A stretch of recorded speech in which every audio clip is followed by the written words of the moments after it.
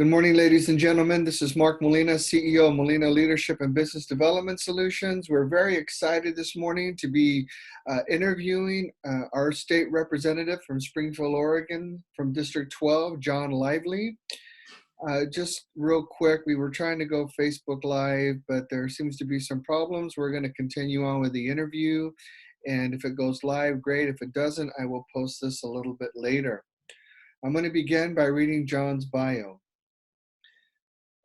Born in La Grande, Oregon, he grew up in Wallowa, Oregon until he was a junior in high school when his family moved to Springfield. John graduated from Thurston High School, Lane Community College, and from the University of Oregon with a degree in political science. He served in the U.S. Army Security Agency from January 1968 to October 1971. John met his wife, Teresa, at Springfield High School graduate while in college, and they married in 1974. They raised two daughters who attended Springfield High School and who are both with their families reside here in Springfield. Teresa is a retired teacher, having worked nearly 30 years in the Springfield School District. Oldest daughter, Maria, is an advanced math teacher in Springfield High School, and youngest daughter, Marcia, is a supervisor in the Central Lane PSAP.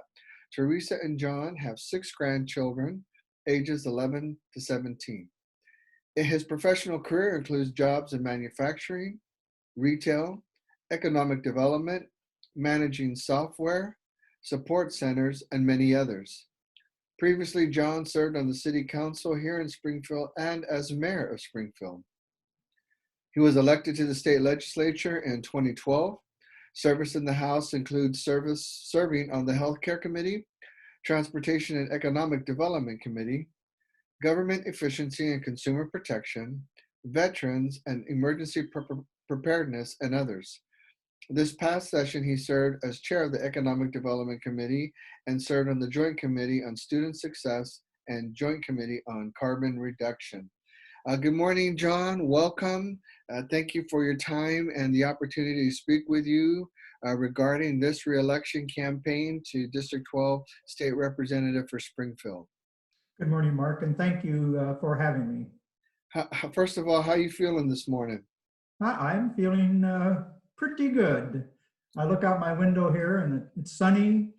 You see the trees and the green grass. You know, even given these times, I know we all are kind of up and down at times, but right today I'm feeling pretty good. Yeah, very good. I think that it's important to realize and remember that we do go up and down in this pandemic, and some days are better than others. I went downtown Eugene yesterday to buy a hat that I wanted, and I just sat down and had a cup of coffee from Full House City Bakery, and I realized how much I needed that moment in that moment, and just the sense of peace overwhelmed me.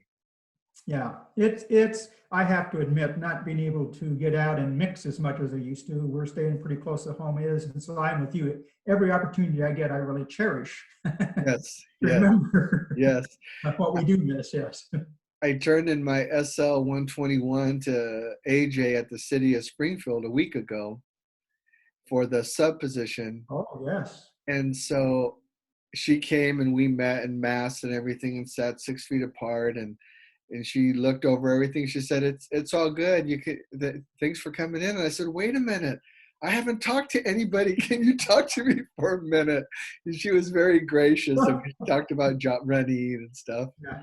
That works both ways. That's exactly right. Yes. So full disclosure, I've sent you a list of questions over. You do have an opponent, Ruth Linos, from also running for this position. I'll be interviewing her next Tuesday, 9 a.m. I've sent her questions. And yours obviously will be different because you're in the position now and you have the knowledge of what is taking place currently. But before we get started, for those that don't know, what's the official definition or role of a state representative? So Mark, that's at the end of the day, that's a pretty good question because people get confused regarding what it means. So first and foremost, we live in a representative democracy. We do not live in a democracy that's a direct democracy, meaning that people vote on everything. Everything is decided by a direct vote of the citizens. We live in representative democracy, which means citizens elect people to represent them, whether at the city level, the county level, the state level, or the federal level. And as a result, then those people they have elected, it's their duty then to represent the interests of their constituents while keeping in mind their constituents are only one small part of the total makeup. So in our case, the makeup of the state of Oregon. I represent approximately 65,000 constituents, but we have a state made up of over 4 million people. So while it's important as a quote representative to represent the interests of my constituents, which are essentially the citizens of the city of Springfield, and to keep up with where they're at and what their priorities are, it's also important for me to understand that not in every case do the priorities in the city of Springfield align totally with those in Portland, Wallowa, Oregon, or other places in the state. So part of the representation then is to reach that balance while still representing their citizens. But at the end of the day, our duty is to represent those that elected us.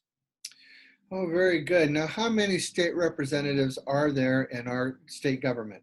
So there's 60 state representatives, 30 senators. So for every Senate district, there's 2 representatives to do. So each representative represents about 65,000 people. It's important to understand that this being a census year, 2020, then there will be changes next year in boundaries and the number of people, because obviously in the last decade, Oregon's grown quite a bit. So the number of people in those districts will increase with the changes of the boundaries. Ah, very good. Is there anything you'd like the citizens to know about what it's been like, the work you're trying to do as a representative? I mean, I have a list of questions, but while we're talking about that, anything you want them to know about the work that's being done right now?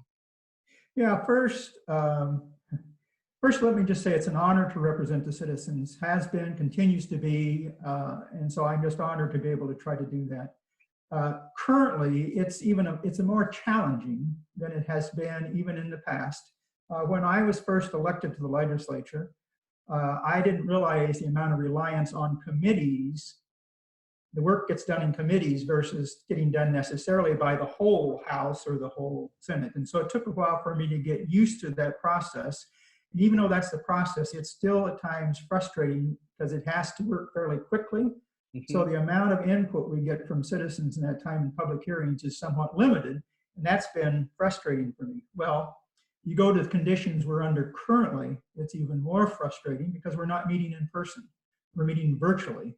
And while many of our meetings in that virtually, quote, are public, people can go online and watch us, there's a limit on how many people can participate from a hearings or conversation standpoint. So the challenge right now for all of us is staying in touch with our constituents, especially as issues change and move forward, and how we engage the limited number, because it's ultimately a limited number, in those conversations before decisions are made is pretty challenging, and especially in light that deadlines in many cases, given federal funds and state funds, are much shorter than they have been. So these are pretty challenging times, quote, in representative government, when indeed you're trying to represent the citizens and ensure they have input. Oh, very good. Yeah, I can only imagine the difficulty factor of trying to get good, accurate, precise, timely information, then the need to communicate that effectively, distill it, disseminate, synthesize, and then come back with a reasonable report for everyone. That's got to be really tough. Now, John, is your total amount of years now as a state representative for District 12 is 8 years, correct? Correct, that's right. And your next term, if reelected, is 2 more years. Right, the representatives serve 2-year terms. Okay. Will this be your last, or you think you can go a little bit longer? So that's a great question, Mark. And here's what I tell people and told them since I first ran. I only plan 1 term at a time. Not that I'm not interested in running more times, but I plan the term based on the issues that are going on and how effective I can be during that term. And if I feel I've been effective, the feedback I'm getting from citizens and constituents continues to be positive, that I'm representing them well, that's good, and that would be a reason I would run again. If I continue to be open to new ideas and discussions, because if I get to the point I don't believe I would be effective. I'm going to be open to all the discussions and the conversations. So that's an important part of the decisions. And at the end of the day, my health is the other thing. I'm not a young person. And if the pressures and the strain from serving in this office were to impact my health, I would quit at that point and wouldn't run again, because it wouldn't be worth it. There's a lot more people that can serve and serve well. My family comes first, and so the health has to be. But right now, all of those things have aligned. And so that's why I'm running again. I love what I'm doing. But as long as those things align, I'm open to. But I never make a decision about the next running again when I haven't even finished running. I mean, each term is a decision all on its own. Very good. Well, I appreciate that. Was very honest and sincere, and I appreciate the holistic approach that you have towards being in office and the realities of the hard questions you ask yourself. Am I being effective? Am I making a difference? Is this what the type of representation that the citizens are looking for, that the state needs? So I really admire your response, and I thank you for that. Thank you. If you win this re-election campaign, what would you like to accomplish in the next term? So there's several things that have somewhat changed given COVID-19 and some of the things that have happened. But first and foremost, it's critically important that the redistricting that's going to take place because of the census is handled, from my perspective, in an unbiased, straightforward manner. And as everybody is aware, sometimes in the past, with gerrymandering and other things occurring during that, not everybody agrees that that's the way it's been handled. I feel strongly that's the way it should be handled. While there was an initiative petition to try to have an independent body do the redistricting, which I was supportive of, it doesn't appear it's going to be able to make the ballot.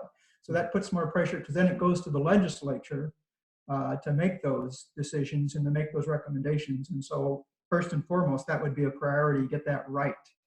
That make sure across the board in Oregon, the districts represent the constituents that are there, that they're balanced and they reflect the wide ranges of issues and things that happen in Oregon. So that first and foremost is important. Secondly is the budget. And so while before COVID, my focus on the budget and that was to continue some of the work we've done on education and that, to try to continue to support and increase the opportunities for young people for education. That obviously with COVID and the impact on our revenues, that's a different picture. So my goal in dealing with the budget has always been, I'm pretty conservative from a fiscal standpoint. And I believe we have to make decisions made on multiple years rather than making decisions based on the biennium, 2 years, and say, okay, things are good. We need to be looking at multiple biennium. And so with the focus on revenues being down and the demands in many cases being up in key areas, then I'm going to work hard and diligently on the budget to make sure both we're making short-term decisions that reflect reality, but don't foreclose opportunities in the future. So sometimes it may take several bienniums to reach programs. So the budget's going to take a lot of time and interest in. And the third area that I continue to be very concerned about is climate change and the impact climate change is having on all of us, and is going to continue to have from a standpoint, not just the environment, but the economy, everything is going to be impacted. And so what can we as a state do that will address climate change, and most importantly, help our citizens adapt to the impact of climate change? And so that's another area, and we just have to make progress on that. And it's going to be incremental. You need to look at it over multiple years to get there, even though there's some scientific evidence that tells us we don't have as much time as we'd like to have. We still have to look at it carefully in the long term. And so I'll continue to want to work on that area too. Out of curiosity, the scientific data that all of you are looking at, what are the sources? Federal, national, what are we talking about? It's all of those. So that's the interesting thing about serving in the legislature. So we have access to information, international information, federal, local, state. So we certainly have information from our environmental departments in the state, from environmental groups here, from business groups and that deal with all of those issues around climate and what the impact is or not. We have, federal information, from the scientific communities. A lot of information is available to us through the universities. We're fortunate we have all the universities here, but Oregon State does a pretty great job at analyzing some of this data, and that's really in their field and providing us information to go by. So the key there is understanding all that information, which in some cases conflicts. Not everybody agrees. Mhm. So as a legislature, a representative, you have to hear all those sides and then decide based on all of that, what's the best course that you can go forward. And that's not unusual. A lot of fields besides climate science, but certainly in climate science, that's true. Now, do you feel like Oregon has a balanced approach or a reasonable approach? Maybe that's a better word towards the amount of data coming in and how to make these subtle changes and towards implementation towards a more green perspective, if that's the correct terminology. I think we try to have, it's difficult. So Mhm. especially as more of the data comes in that provides reasonable questions about what's happening from a standpoint, how quickly it's happening, I guess is what I should say. I think over the years in the past, Oregon has always taken a great approach to environmental stewardship. Mhm. Has done a lot of good things, led the nation in many cases in some of those things to try to do it. But as more information has been learned, and as indeed the impacts of climate change, erosion, droughts, and things that are happening, it's caused us to have to look more carefully and quicker at how we respond to things. And so I think historically we've done a pretty good job. Right now, the pressure is on. And when the pressure's on as much as it's on right now, you tend to start and stop, I guess, more often. Because it's very hard to bring everybody along on the same basis and have them agree to what the solutions are. And so it goes back to the term I use a lot is increments. The only way we're going to do this in increments, we're not going to take a great big leap and change things radically the way they are, even though some argue that's what we should do. But that's just not going to work in most places and won't work in our state where we're so diverse across the state. Rural versus urban, even in the urban centers, there's a lot of different needs. And so we just have to understand and find those areas where we can do it. But we're positioned well as a state because we've been doing a lot of this work for a long time. Okay, very good. We'll probably come back to this issue, but I want to get to these other questions. Now, the committees listed in your introduction, are those the only committees you've been on? So I am somewhat different than many of the members that serve in the House of Representatives. And this is, I'm not bragging, I'm only saying that I've probably served on a wider range of committees since I've been there than most everybody else. Many people get in the legislature and serve on the same committees or the same few list of committees. They're multiple years. That's not been my history. And part of it's been, the speaker, I have great respect for the speaker. She has great respect for me. I'm willing to take on any challenge, any assignment that the speaker, because she assigns, is willing to make. I'm not saying I got to serve on this or that. I'm willing to take them all on, learn about the committee and be effective. And so as a result, every term I've served on different committees versus on the same. Rarely have I served more than one term, some cases two. But so healthcare is an example. I served 2 terms on a healthcare committee, and then I wasn't on it anymore, though I love healthcare and appreciated doing the work. So no, I've served in a lot of different ones. And so some of those, besides the ones that were listed there, I served on the Joint Transportation Modernization Committee. I served on the Joint Student Success Committee. I served on the Joint Carbon Reduction Committee. So those are, and the reason those are important is they're Senate and House combined together. And so we're able to do things quicker, move them through to get approval than you are if you just have the individual committees in the House and the Senate. Currently, I also serve on the Natural Resources Committee. I'm currently serving on the Behavioral Health Committee.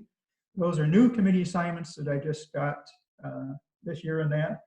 Previously, I served on Early Learning and Family Supports. So I've worked with early learning for decades here in Lane County and on those efforts. And so we didn't have that type of committee. And so when we wanted to raise the awareness of it, the speaker asked me to chair and set up that committee. So I did that for 1 term. Then it was folded into the Joint Student Success Committee. So I served in Joint Student Success. So that's been kind of the history, multiple things, economic development, transportation. I've served on transportation. And then besides those committee assignments, I serve on 2 or 3 other advisory committees or boards that are important. One of those I've served on since being in the Road User Task Force that I'm vice chair now. I serve on the Road User Task Force. I serve on the Oregon Growth Board. In these cases, I represent the House on these committees, so the Oregon Growth Board. I served on the committee that was overseeing the implementation of the new computer system for DMV. And I serve on an interoperability committee, which is overseeing the implementation of interconnectivity for emergency response for all networks throughout the state of Oregon. It's hard to believe that there are a lot of places yet emergency responders can't communicate with each other because they have different systems in that. So the goal is to get all those connected. So it's a wide range of things. I enjoy doing it. Each one of the assignments has allowed me to learn more. I'm willing to ask the questions, respect the results, whether I agree with the results or not, and then move on. And that's another reason I get to serve on so many committees. That's really good. I appreciate the broad range of perspective and understanding, and that's why I like serving on various boards as well, to have a better understanding of what's going on in the community. It's not all business. It's a lot of different things we have to take into consideration. While we're talking about committees, I think the employment department has really improved what's going on. Mm-hmm. And what role has the legislature played in getting that up and running? Well, so first, the first role we play is going back to representing our constituents. So obviously, when all of this came down, the employment department was not in a position to be able to respond for a lot of different reasons, just from a volume standpoint, even if they'd had the best computers and stuff. So the volume has been overwhelming, and our offices, all of us, have received hundreds of inquiries from constituents who are frustrated by the employment department getting. So first and foremost, our role has been to represent our constituents and continue to provide feedback to the employment department and advocate for our constituents. But remember, there's 60 of us, 30 senators, all doing the same thing, and that department's just trying to get up. Sure.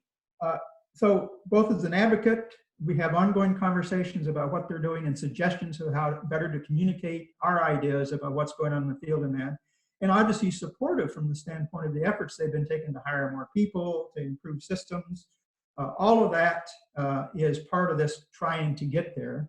And most recently in the special session, we had 3 bills, 2 of which passed to try to help the employment department. One of those was to allow direct access from the employment department to revenue. So the revenue has people's earnings information. But until now, they've not been able to share that with the employment department because of the firewalls we have. Mm-hmm. So we've agreed to allow them to do it so the employment department can quickly check the revenue figures and confirm people's revenue, because that's one of the things that holds up getting unemployment and how much, mm-hmm. is being able to confirm if they don't have W-2s, if they worked in multiple jobs. That department's available in revenue, and so we've allowed them access to that. Secondly, we changed the amount people can earn and work part-time and still get unemployment, raised it from about $150 to $300 to allow the employment department to keep paying people unemployment even if they go back to work part-time, and not restrict so much while they can earn, to encourage people to be able to take those part-time jobs and not get penalized with unemployment. Those were 2 of the things that we've done most recently. But the biggest issue from the standpoint of the legislature is just to provide the financial support that department needs in order to address these things. And they are improving. They're getting better. Things are improving, but it's still a struggle. Yeah, I know that they're improving, and it's been really evident, and it's been good to see that they've been able to get up and running as a department, because I know those employees, they want to do a good job. They know what's at stake. Those leaders want to do a good job. They know what's at stake as well. So it's good to hear the remedial measures the legislature has taken to make sure that that's happening. Let me see here. What's our state budget right now? How are things looking there? What's our operational budget? Well, so that's an interesting question. So let me just give you an overview of the budget, and then we can talk about how things are happening. So the budget that was approved for 2019, 2021, because remember our budget is 2-year cycle. Yes. And while some things have changed, this is the core of the budget. So it was a little over $85 billion is the total state budget. And here's the key components that make up that state budget so people can understand what drives some of the decisions. So out of that 85 some billion dollars, $16 billion supports education. Mm-hmm. So that's all education, K-0 through 12, higher education, community college, $16 billion. The Department of Human Services, which includes the Oregon Health Authority, child welfare, all of those services, takes up $36 billion on a biennial basis. Public safety is another $5.5 billion. Economic development's another $6 billion. So you can see transportation's about $5 billion. So those are the key areas that use the funds. So in those key areas, that $67 billion of the $85 billion is just covers those areas. And everybody is impacted by those areas one way or the other. Now, the issue always becomes, so where do the funds come to pay for that? So there's always this discussion, my taxes pay for it, or they don't pay for it. The real thing that we have discretion over as far as budget control from the legislature is the general fund. So remember, the state budget is $85 billion. The general fund only makes up $22 billion of that. So out of 85 billion, the general fund is what we have the most control over. And the general fund is primarily made up of individual income taxes, business and individuals' income taxes. That's how we pay in Oregon. The lottery, which a lot of people think brings in billions of dollars, well, it brings in $1 billion, but in relationship to an $85 billion budget. That's not a lot, but that helps. Federal funds. So federal funds are more than the general fund. So federal funds are about $25 billion on a biennial basis into our budget. Because in many of the programs, and especially in human services and that, the federal matches state funds. So it's important for us to keep it in there to get a match.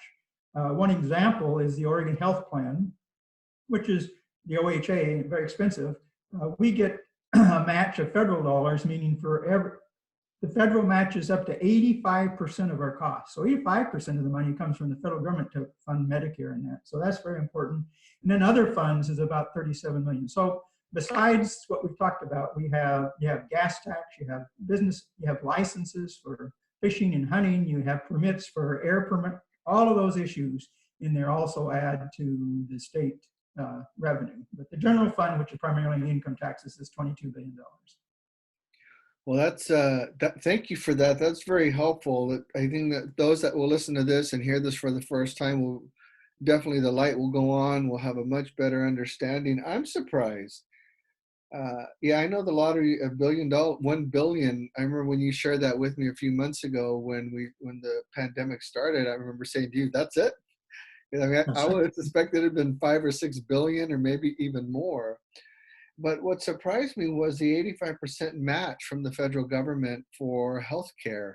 Does that look like it's in threat or jeopardy in any way? So it has diminished since it started. So when I first served on the healthcare committee back in 2013 in that, and this has primarily to do with Medicaid, the Oregon Health Plan, the match was 95%. And the agreement was then over time, the federal match would go down and the state would have to pick up more. So that's what happened. There's nothing currently on the horizon that looks like it would get any less than that. That's still legislation that's been supported nationally, and that continues to be. It's always, but it's like our budget. The federal government could change their budget and that could be threatened. And there's some question as the debt increases at the federal level, that might be part of what actions they might take. But there's nothing currently threatening that match, no. Okay, very good. You guys just had an emergency session. How did that go? What were some of the successes you felt came out of that? So first, this emergency session we just completed was primarily to address the budget. So given what has happened with revenues since the COVID struck, and we approved a budget back in June of 2019, revenues are down $1.2 billion approximately for the rest of this fiscal year. So in the state of Oregon, like most states, has to balance its budget. We can't deficit spend, the budget has to be balanced. So we came back last Monday in order to balance the budget, to make the changes we needed to make, because the fiscal year doesn't end until June 30th of 2021. So for this fiscal year, what's remaining this fiscal year, we had to balance the budget, which meant making cuts, changes to the budget. We added $400 million from the Educational Stability Fund. That's about half of what that fund is, but those are savings set aside for times when the budget, the fluctuations in revenues in that. Most of the reductions in expenditures reflected leaving positions opening or not starting new programs that were authorized. So that helped deal with the reductions. So overall, what the key driver for the budget was to hold education harmless with these decrease in revenues because of the commitments we made, not just through K through 12, but the universities and community college. And so the budget reflects they're still held whole. They're still getting the money that we projected to have. So they had to changes in other places. It doesn't mean that other areas don't have as much money as they need. So there are programs in that people aren't going to be accessed on. So that was the primary focus of the special session. The two bills I talked about for employment department were two things that we also did during the special session. And then there was an additional bill for police reform that came to us that further clarified a bill we'd passed in the first special session dealing with chokeholds and the use of that type of remedy, further clarified in relationship to Supreme Court decisions and working with the local law enforcement people, that the use of chokeholds and other similar measures that threatens a person's breathing and or blood flow is restricted or can't be done unless there's a life-threatening situation for the officer. And so that was some additional clarification to a rule we had passed earlier, which many of the other states have done too. It's pretty much national that they're finally cleaning up this whole use of chokeholds and that versus the way it was done before. What we're talking about this particular issue, excuse me, what kind of conversations have been had with our state leadership, maybe police unions, police chiefs, sheriffs, OSP? What kind of discussions, lobbying, so to speak, have taken place, and what kind of input and guidance are they going to have with our state elected officials moving forward from this critical time? So before this session, the last special session, which was less than about a month ago, its primary focus was police reform come about because of Black Lives Matter and all the movement that came there.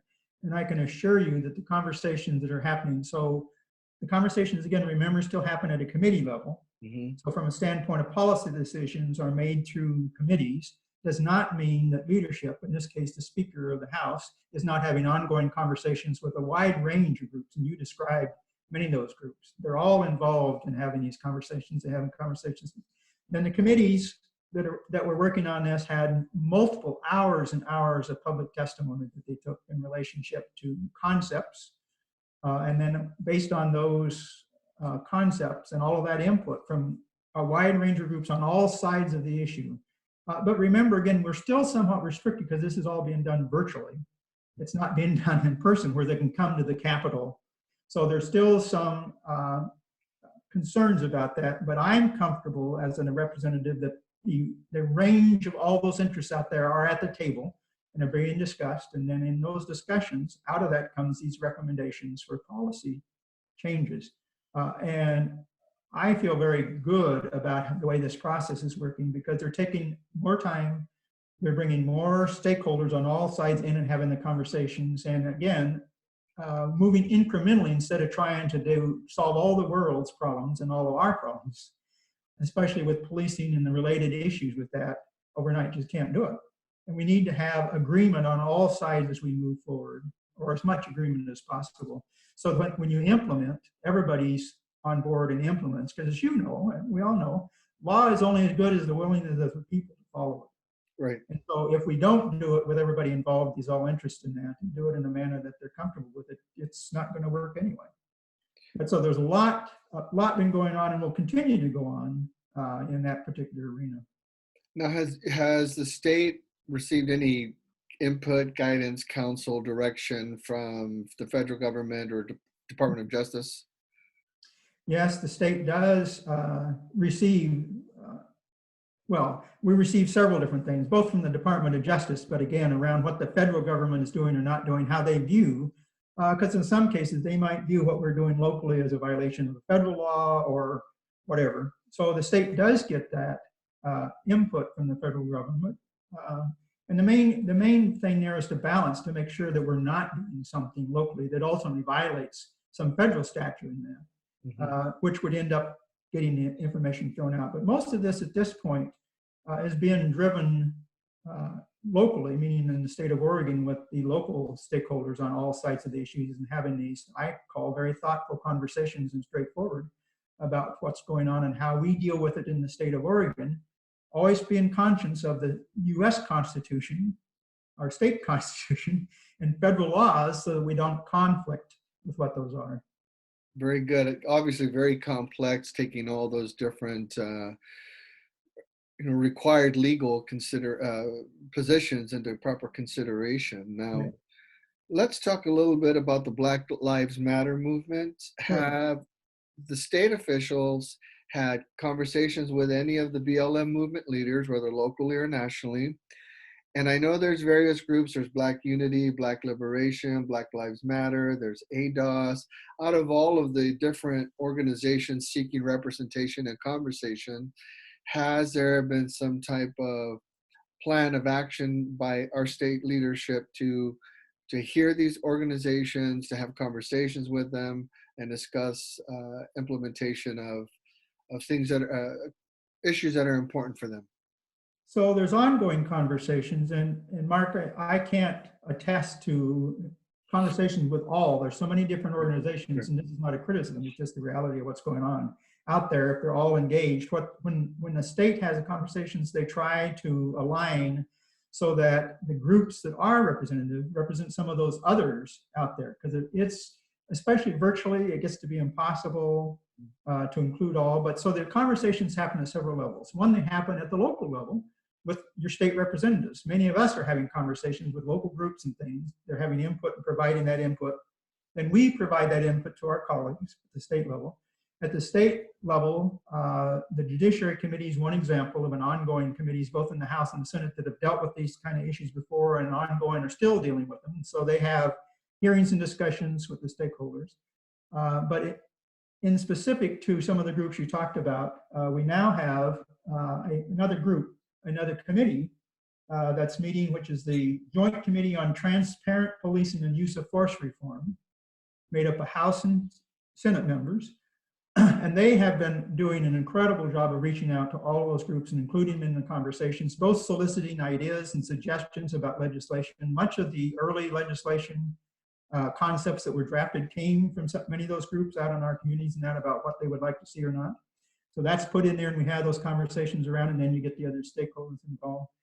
So I would have to say, especially given that we're in a virtual world right now, there's as much or more opportunities and effort to involve this wide range of interests out there than there oftentimes is even when we're in session, given both the level of both interest and concern, rightful concern, about what we need to do. And so those things that, a lot of what will come out of all of that won't happen before we get back into session 2021, but it'll set the groundwork. So hopefully I've identified all the other areas, because there's areas outside of policing, obviously, in the state of Oregon that we have to deal with from the standpoint of racism and a lot of those issues. Sure. And in many cases, those will be things the legislature as a whole will need to take up when we get back into session in 2021. So let's talk about the other side of this issue. Have you heard from many of the Oregon Coalition, We the People, Patriots, the Three Percenters, the other people that organizations, residents that have concerns that maybe things are destabilizing, going too far? Are we safe? Are they being spoken to? Are they coming up and having an opportunity to have conversations and representation? So yes, on an ongoing basis. So understand again, so the way our system works in Oregon, everybody, every group, every interest has the opportunity, is encouraged to participate in the process. So when these discussions, and again, this is more difficult virtually because getting the word out to people and them even being able to participate, but in conversations, they're allowed to testify or to provide their input, just the same as on either side of the issue, to try to make sure that there's a balance. I appreciate and understand sometimes some of those in groups, they're not as comfortable Mhm. And they're not as comfortable because in many cases they recognize that many, probably the majority in the state, don't necessarily agree. Mhm. So if you know you're going into a conversation that many don't agree with you, you're more hesitant. But they're all invited to the table. They can't all be there, but they're all invited. And what we encourage them on any side to do is choose representatives to speak on their behalf. Mhm. So form these coalitions to do it, but they can all be at the table and provide their input before we make the decision. It happens, it's easier to happen when we're in session in the Capitol or out in the communities holding public hearings because they can all come to the public hearings, sign up and participate. It's a little harder virtually, but the effort is still there and that's, they're still allowed to do that.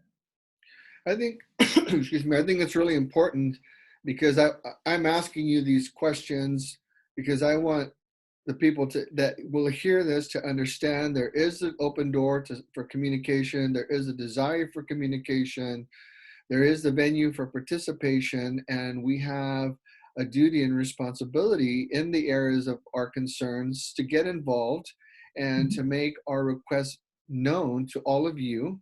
And I know that you're doing these things, John, so I'm not trying to insult you if it comes across that way, but I'm specifically asking these questions because I want everyone to hear these things are taking place and there's room for everybody at the table, that you want to hear from the people, and we have a responsibility to participate. Yeah, and it's my responsibility as a representative to make sure I'm open and respect the differences of opinions and to hear those things. And I work very hard at that. When we're in Salem and in session, my office is always open. I have people come into my office to speak that we're diabolically opposed to each other. But the important thing, both they're comfortable in coming in because I respect their right to do that. And it's important to have the conversation to hear those opinions before reaching something. So it's incumbent on all of us, regardless of our personal philosophy, to be open to have those conversations. Because I can tell you, it does influence at the end of the day where you find that kind of that the right ground for the policies in that. Because whether we know it all the time or not, policies impact everybody. And policies even impact those that disagree with it. So we need to have some sense of, in their disagreement, how does it impact them to respond to that? But it's part of the process to be effective. We just have to be respectful and open to that. And do you feel like reasonable progress is being made in these discussions from both sides and within what the state would like to initiate moving forward, if not this year, the next cycle? I personally think that not everybody agrees with that. Some people obviously would like to see things change faster.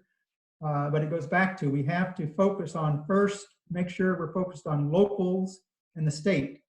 Uh, Regardless of what's happening nationally, that is impacting our points of view, in some cases frustrating. And we have to make sure we're focusing on our state and our local communities in that and balancing those things. And so I think given where things are at, there's always some things you'd like to do quicker. I agree with some of the groups out there. I mean, we've been way too long in doing some of these things that we've been doing. You got to correct it, but everything is attached to something else. So you got to be careful when you're rushing to change or making changes. You understand the implications for not just that particular issue, but other things. In some cases, it takes as other legislation in that. So I'm feeling pretty comfortable right now.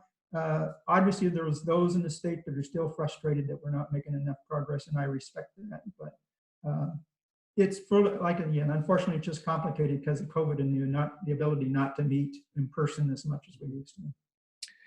No, excuse me, I'm sorry. Have you heard or have you received any feedback from the Springfield Mayor, Springfield City Council, Chief of Police, their leadership team, maybe our Commissioner Joe Burney? Yes. So I communicate often with local officials. So here's part of, from a representation standpoint. So I represent all the citizens, but I stay in close contact with the school district, the city, sub, the county, those representatives, because in many cases, they're even closer to the citizens than I am. So they all have direct access to me and I have direct access to them. So as issues in that change, we communicate about what they are. I respect their rights that they're going to do some things I may not totally agree with, but they most directly represent the community in that they should do it. And so we have ongoing conversations. I try to be supportive. If there's issues that I feel strong that I would like to input, I feel comfortable with doing that. not to the point, they may not agree with me, and I respect that, but they'll listen to me. But yeah, so that's important. It's certainly important in times like this to try to understand. And we're having ongoing conversations about issues, especially issues that we're dealing with at the state that impact the local communities. Now, we've had a lot of protests here in Springfield, not as severe as in Portland or other places. Your observations, you've been a Springfield City Councilor, you've been a Springfield City Mayor, you've served in a lot of different capacities in this city. You've raised your family here, your grandchildren are here. How do you feel like we're doing in managing all of this challenging times that we're in, especially with the protest and post-protest? Well, they are challenging times, and I think it's kind of a learning process because, as you said, Springfield historically hasn't had many protests, if any. I go back to when I first came back out of serving the military and went back to University of Oregon. There was all kinds of protests and things because of the Vietnam War, some of which I participated in. But none of them were in Springfield. They were in Eugene, where the university was, and that's been typical things to date. So the ability or the opportunity for this community to respond is something they're having to learn because that's not happened, and I think they're trying to figure it out. We tend, as a community, to be more conservative, don't take quite as broad liberal views on a lot of issues as even Eugene does in the other state. So I think we're struggling to some extent with some of that because many of those people that are participating in protests here don't live in our community. I respect they have the right to do that, but they don't necessarily aren't reflective of all of those who live in our community. And so I think we're struggling with that and trying to figure it out as we go. I think we're learning. The city manager made a comment the other day about the small police force we have. We do have a small police force in relationship to the number of police per citizen. So these protests stretch our police department. And the problem with that is both how the police department responds, if they respond appropriately, but the danger that creates in the rest of the community if the small police department we have is dealing with the protest and if something else occurs in our community, our ability to respond is very limited. And so it's trying to figure out those things and be respectful of people's rights to protest, not riot, but protest, respect those rights and communicate about how to do it. And I know we've tried to make sure they have the path clear to be on the streets and do those things. I know the police departments try to do that, but it's a learning process for both. But I think we're making progress in respecting both sides and allowing it to happen and gaining, because you gain from protests. You learn more things and where the frustration is. Gaining information about that and what we can do different in Springfield than we've done in the past. As you know, I'm running for the open position of Springfield Utility Board, and so I'm starting to get a lot of questions from a lot of different residents and concerned residents regarding more information on the Green New Deal and its impact on the local economy and jobs. Can you talk about that a little bit? What you know about it? What's the state view, or state position on that? Sure. So the Green New Deal is an interesting term because it's one that was nationally kind of formed and brings with it all kinds of connotations about what it means. But that does not mean components of even that are not in Oregon and what we're trying to do. So first and foremost, what we're trying to address is carbon and the impact carbon has on the environment and ultimately the weather. So, and in doing that, fossil fuels is the number one contributor. Our automobiles are the biggest contributor to carbon in our environment. And so diminishing the use of fossil fuels is important. But fossil fuels aren't just in automobiles. Electrical generation. So coal has been a big factor in generating electricity. While not in the state of Oregon, we had one coal plant that's closed, but we have providers of electricity that buy from coal plants in other states. So one of the efforts we've been making in Oregon is to try to move to what they call non-carbon sources for electrical energy. So get away from any coal plants, and we have a plan in place that's moving us away from that so that our utilities wouldn't be. We're fortunate, we have the hydro dams on the Columbia, which provide most of the electricity for Springfield. And that, so from a standpoint of any changes we've made regarding fossil fuels, it's had a limited impact on there. But one of those fossil fuels is natural gas. And I'm sure you're aware there's a big conversation now about, because it also contributes carbon to. We have in Springfield, have natural gas almost available unlimited throughout the whole city. Many of us have natural gas appliances and so on because it was a very cost effective. So going forward, how we diminish the need for natural gas is going to be another issue, and that has both pluses and minuses, but in many cases will drive costs when you start moving away. So that's an issue for rates and things of that nature. But things that we have in place already in Oregon, so clean fuel. So we've had for years the Clean Fuel Initiative in Oregon, which is putting more and more alternate fuels out there for cars to diminish the amount of regular fossil fuels and increase those that burn cleaner. The standard for that, and it's working, it is diminishing carbon, but not nearly fast enough. Converting our infrastructure, so I'm going to go back to the electrical infrastructure. So there's plenty of places that people have electrical cars they can plug in. We have limited opportunities now, especially if you drive on the freeway. So there's going to be costs and implications to utilities specifically to provide and support that infrastructure. There's a question in Oregon that we've been involved with asking. So if we convert the fleet to electrical, and that's one of the goals eventually, that we'll be rid of fossil fuel cars and they'll all be trucks, cars will be electrical. Do we have the electrical capacity to support that? Some would argue that we don't have without new generation. And where is that new generation going to come from? Well, it can't come from fossil fuels. The good news is we have more wind and we have more solar. The problem with both of those, though, they're intermittent. When the sun's not shining, solar's not working so well, and the wind's not blowing. But all of those things are moving us towards less carbon, but they all in the initial times cost more, which have driven people's rates up to some extent. Questions about water. So it's pretty complex, but the drive with all of this is to reduce carbon, the impact of carbon, and reduce the amount of carbon we're putting in the air. How we harvest trees has an impact on that. I mean, it's all linked. But it's frustrating for the public sometimes, both on the costs it's creating up front, whether it be through rates or other things, but in the changes to the types of jobs and things that are available as we work as a state to diminish that impact. And if we lose our electrical grid and everything's electric, I mean, that's a serious question and a serious concern. Right now, you can use a gas-powered generator to run the electrical. They use gas-powered generators to get things back up and running. So 100% reduction of fossil fuels does not seem realistic. I mean, is that part of this conversation? And that's a key issue. The distribution is a key issue because our distribution essentially in our region was established when when we built the dams on the Columbia. So that system is in place and has a limited capacity. In many cases, if we do find additional resources to create more electricity to support vehicles and things, because there's going to be more needed, it's going to take more distribution systems.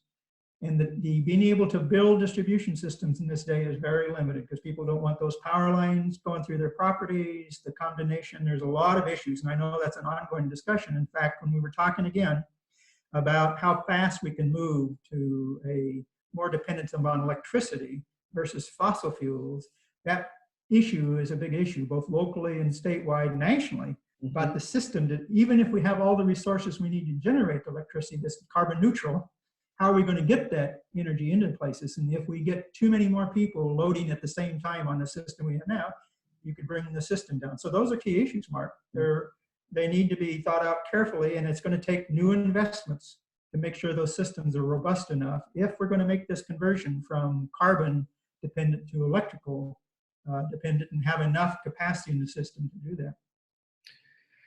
Yeah, I see the challenges that you're making mention of, and what about people like myself who purchased a home that has a high efficiency gas furnace and gas stove? A lot of these fossil fuel technologies are very efficient, 97% efficient furnaces and the like, and vehicles are more efficient and better gas mileage, things of that nature. And I think that a reasonable discussion is to take into consideration a reasonable outcome for all of it. So, yeah, and so part of the conversation, and especially part of the conversation in the last session when I served on the Joint Carbon Reduction Committee and we talked about cap and trade, part of the goal in all that was to create an income stream to help people in their homes at the local level to over the long term convert. So there's still a lot of energy can be saved through conservation. We still can do more in people's homes and things, even though we've done a lot. There's still things in that people can do to conserve energy. And so one of the upfront ones that's going to help us in the near term is more conservation, more efficient appliances and things. But in many cases, people have made those investments already and don't have money necessarily to remake the investment as soon. So part of the goal that we've been looking at is through the money that we'd raise through this is to provide that back to the citizens to help them adapt, convert to. Incentives to buy electrical vehicles, incentives to insulate their homes, to change to energy efficient processes. If indeed they need to change from natural gas, and I have all natural gas appliances, all of that in my home too. If indeed they need to change from natural gas to go to a heat pump system or something, then to help them do that, because the majority of citizens, that's major investments, that's going to be a big cost. Mm-hmm. If we just mandate they do it without some support to do it, we're never going to get there. And that's not right to do that. So it goes back to, but that goes back to then what's the structure that's going to be in place, whether it's a carbon tax, cap and trade, or whatever it is that can help raise the revenue it's going to take to invest back for local citizens to make the changes to help support this conversion away from fossil fuels. Now, I'm glad you brought that up regarding the terminology carbon tax. Can you give, for those that are not quite sure what that means, a layman's explanation, the application of it, the purpose of it? So in some areas it means something a little different, but the basis, so the core is this, that carbon, remember, that's what we're trying to reduce. And the primary contributor to carbon is fossil fuels, oil and gas and that.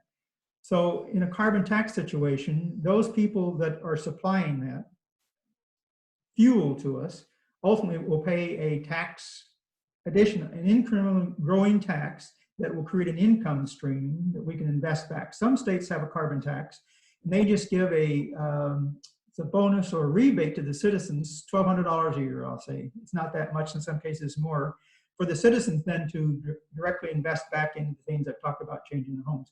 Others help make those investments, but it's a way, and the theory in the carbon is that tax gets higher, it will move people away from using carbon fuels, but it creates money to help move them away so they can buy those things. And so it's a tax on the carbon emitted, not just on the fuel.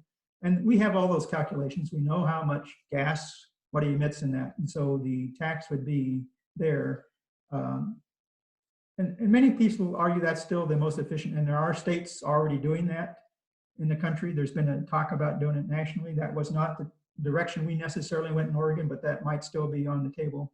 But the goal there is to increase the costs on carbon emission, but to take those monies that come from that increased cost and invest back in our communities to help people convert so they're less dependent upon those things that require emit that much carbon. What would that do to the small amount of timber industry we have left? How would that impact that, if any? So the timber industry, even in the bills that we worked on in the last session, long session, the cap and trade bills, the timber industry was exempt from that impact. That's not exempt from the standpoint of paying, in this case, because it would have driven up fuel costs. So exempt from paying those. So if they were in the timber industry and the equipment that was used in the timber industry, they would have to pay. Now, and there's other opportunities there too, because in the cap and trade situation, the timber industry would receive certain incentives to plant more trees, to manage the forests in a different way, because forests sequester carbon, and they're doing it. It did not mean that they couldn't cut timber, only meant there would be incentives for those that wanted to plant more timber and manage the forest to get more timber, because we know that's one way to do it.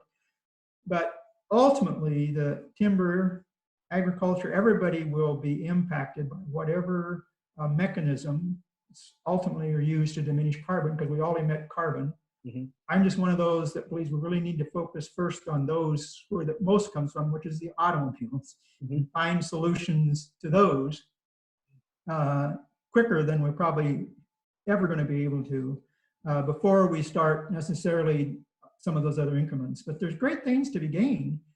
We know in agriculture, there's great things to be gained again from carbon sequestering, about how they manage their fields, the crops that they plant. All of that, you can convert to that, but you need income and help them convert it. You just can't expect them to do it with the costs that they already have in that. And so that goes back to how you do that. What income stream do you create to help to make those conversions?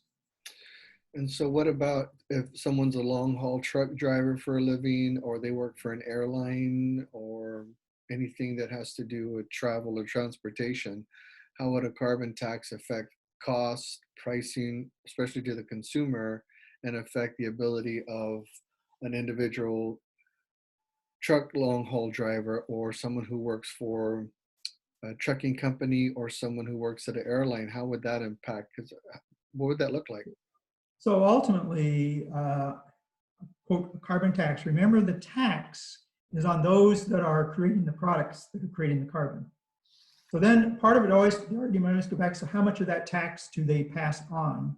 So if it's a carbon tax in that, and we're the tax is primarily on carbon on fossil fuels, not all the tax necessarily would have to be passed on. There may be margins within their business, but ultimately, if the cost of pass on is going to raise costs for everybody.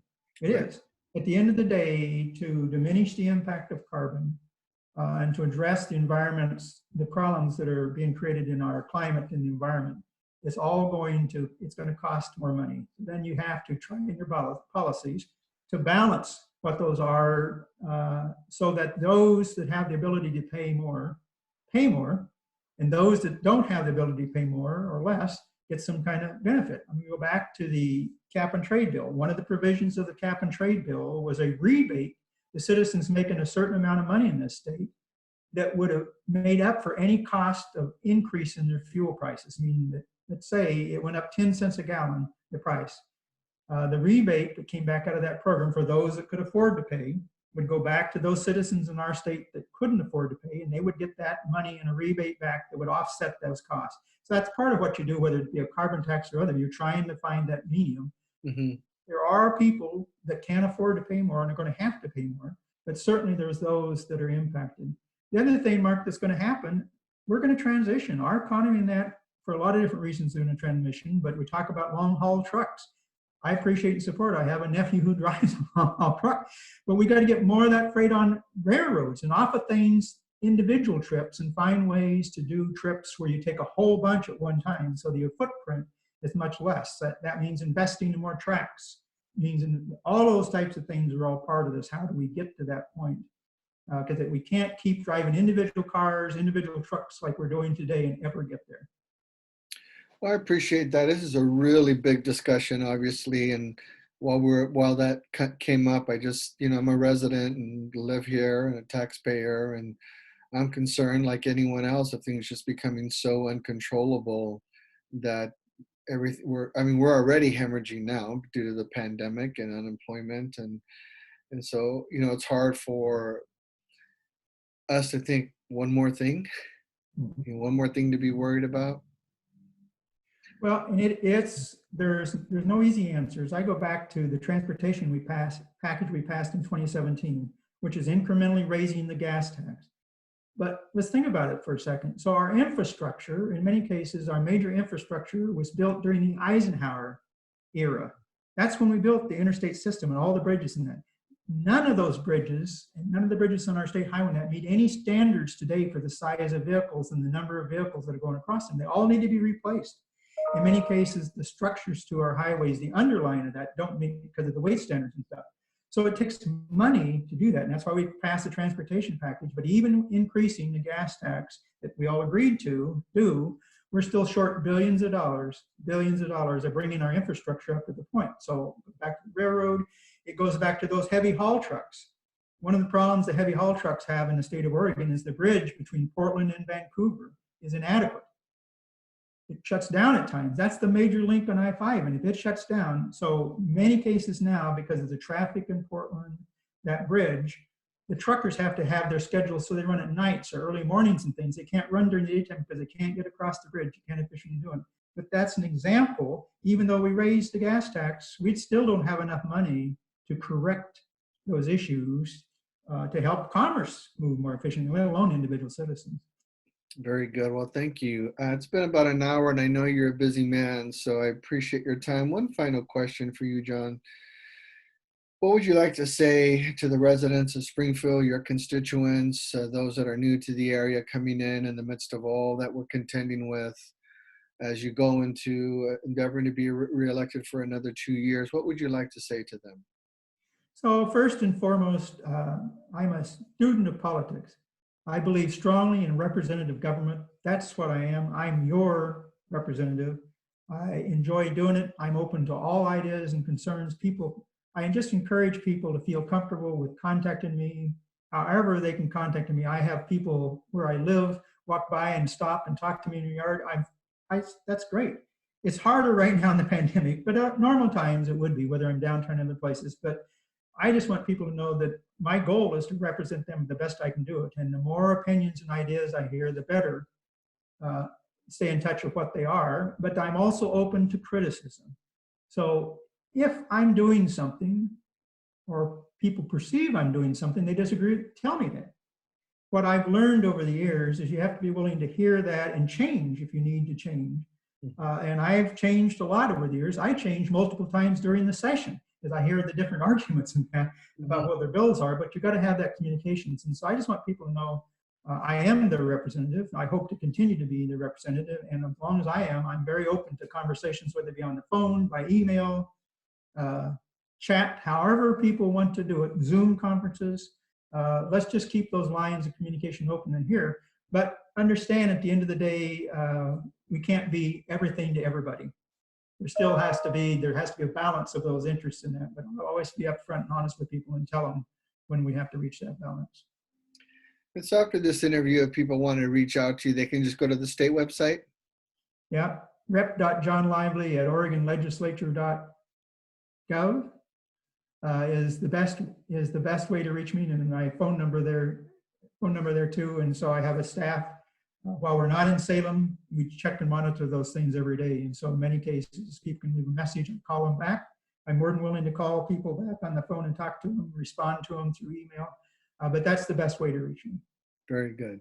Now I will be interviewing your opponent next Tuesday morning, Ruth Linos at 9 a.m. And then I'll be reaching out to the both of you, and we'll set up a time for a candidate forum. I know we have one scheduled for Springfield City Club, but we'll do another extended one with Molina Leadership and Business Development Solution. I greatly appreciate that. Ladies and gentlemen, we've had with us this morning our state representative from District 12 representing Springfield, John Lively. John, thank you for your generous time, your generous answers. You've always been very willing and available to speak to anyone and answer any questions, and you're always attending all the meetings in the community that I'm a part of, and you're always very involved. And so I really want to thank you for your time today, sir. And thank you, Mark, for doing this. It's very important. Thank you. Very good. Have a good day, and we'll be in touch very soon. You bet. See ya. Yes, sir.